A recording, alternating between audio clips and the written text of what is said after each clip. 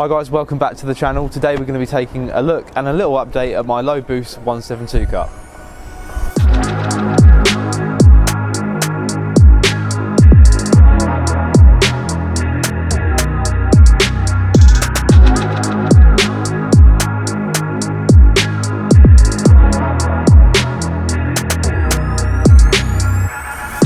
So a couple of months ago I did an update on the car about the restoration of the underside of it, and all was going quite well, but I mentioned there was a slight suspect oil leak coming from the head of the engine around the VVT solenoid area, so I expected it could have been that.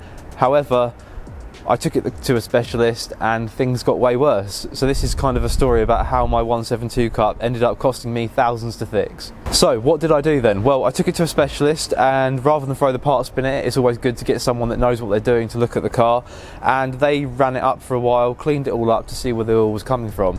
Whilst they were doing that, they found a number of things wrong with the car that were either missing or not quite right. This included some faulty wiring on the actual loom, which I was aware of and needed looking at. There were a few bolts missing up the top here to hold the coil pack down, and probably most major, there was a boost leak, and this was coming from the wastegate area. So all of these things were looked at, and I was kind of aware that the car wasn't running at 100%, which is why I took it to a specialist, and they were able to advise and tell me exactly what was wrong with the car.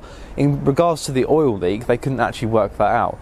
So they ended up taking off the camshaft cover, if you like, to have a look. And it was at that point that I got the call that this engine, or the engine that was in this car, was a complete write-off.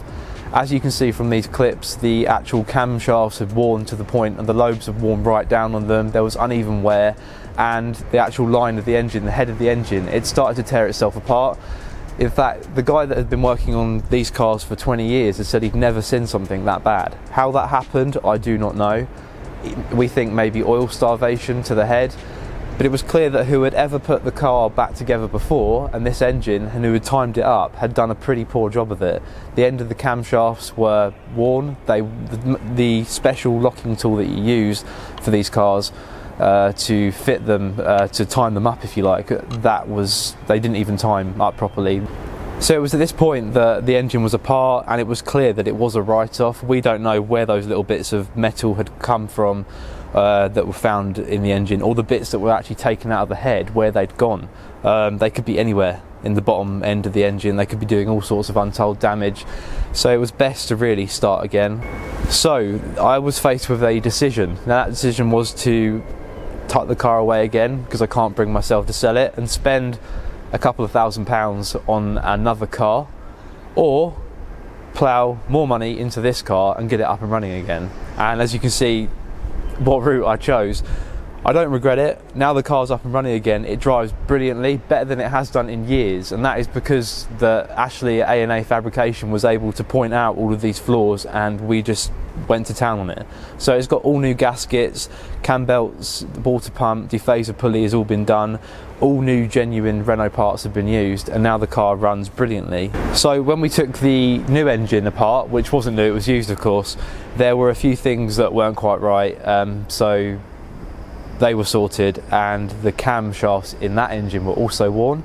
I was able to pick up a set of used 172 cams that were in really, really good condition to go in this engine, so they went straight in here, and then everything went back together. The thing that's going to happen next with this car is it's going to go back to where it was originally turboed, engine dynamics, and they're going to get it back on the dyno and adjust the map. At the minute it's running really rich, and I reckon I'm probably getting sub 20 to the gallon.